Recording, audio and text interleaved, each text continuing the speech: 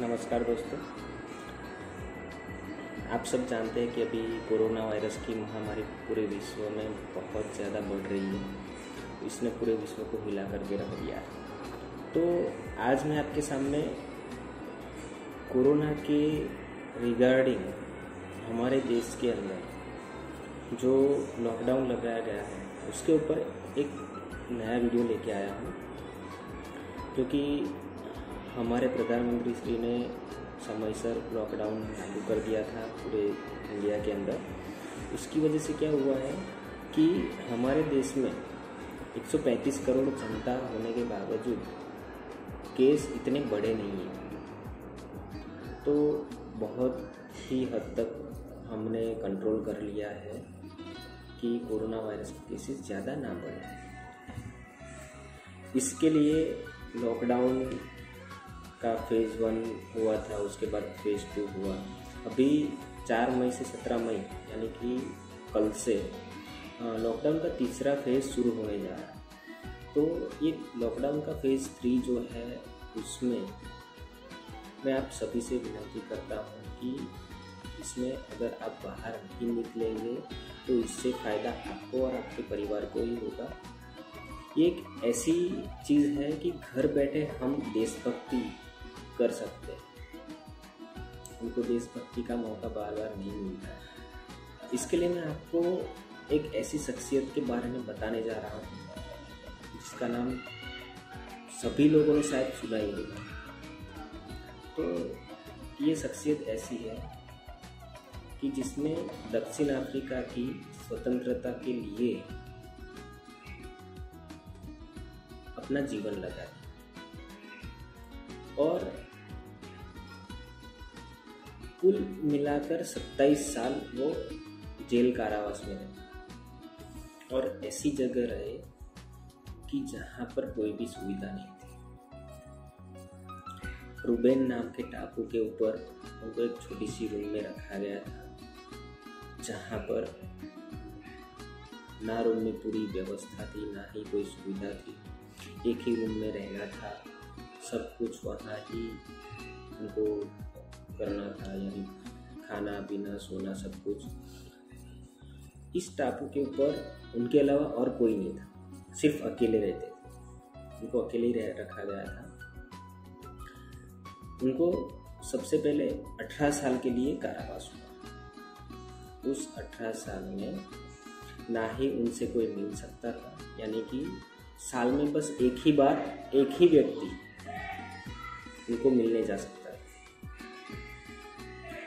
वहाँ पर उनके लिए ना बिस्तर की व्यवस्था थी, ना ही मनोरंजन के कोई साधन थे जैसे कि टीवी, मोबाइल फ़ोन, इंटरनेट, ऐसी कोई सुविधा ही नहीं थी। साथ साथ बहुत बड़ी बात तो ये है कि 6 महीने में एक ही बार वो किसी को खत लिख सकते थे और 6 महीने में एक ही खत उनको पढ़ने के लिए दिया जाता था, जो कि उनके परिवार में से कोई लिखता था या तो कोई रिलेटिव्स लिखते थे या कोई उनके फ्रेंड सर्कल में से कोई लिखता था।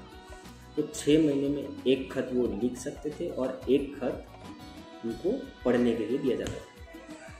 तो सोचिए, ऐसी सिचुएशन में उन्होंने 18 साल तो निकाले, प्लस उनकी सज़ा और बढ़ा करके 9 साल और बढ़ा दिए, तो कुल मिलाकर उनको 27 साल का कारावास हुआ था, जिसमें बिना कोई सुविधा के चलते उन्होंने दक्षिण अफ्रीका की स्वतंत्रता के लिए लड़ाई की।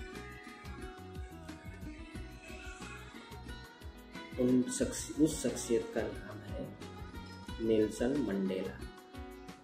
जी हाँ दोस्तों, नेल्सन मंडेला ही एक ऐसी शख्सियत थी जिन्होंने 27 साल तक अपनी देश की स्वतंत्रता के लिए ऐसी लड़ाई लड़ी।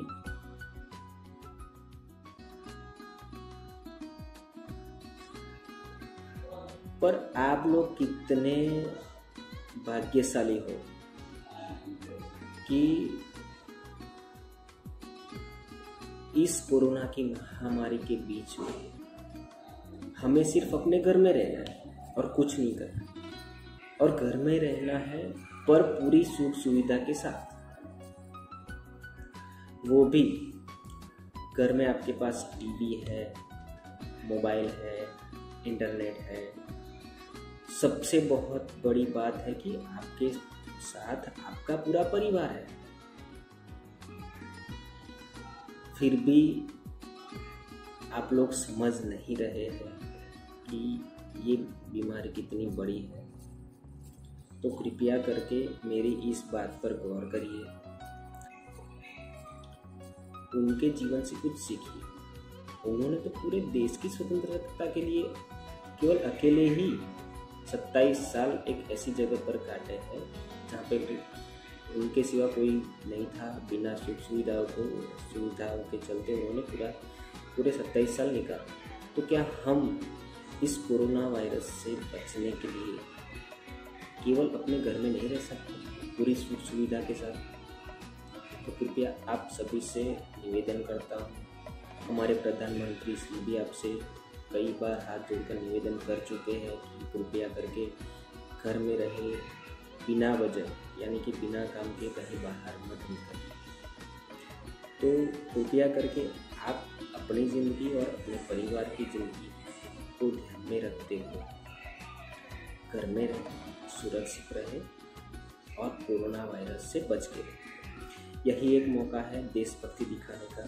तो एकजुट होकर के भारत देश के लिए अपनी देशभक्ति दिखाए और कोरोना वायरस से बच के रहें।